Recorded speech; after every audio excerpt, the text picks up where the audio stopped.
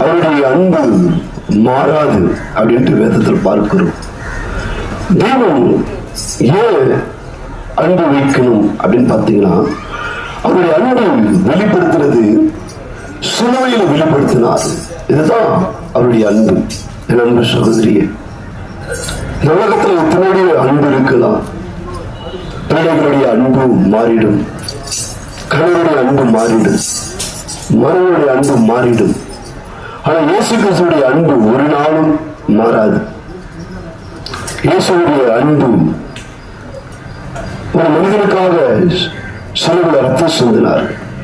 இயேசுடைய அன்பு அவர் சிலுவையில் தன்னுடைய சரீரம் கிழிக்கப்பட்டது. ஏன் அவர் ரத்தம் சிந்தின அன்பு காட்ட வேண்டுமா? அவர் சரீரத்தை கிழித்தது அன்பு காட்ட வேண்டுமா?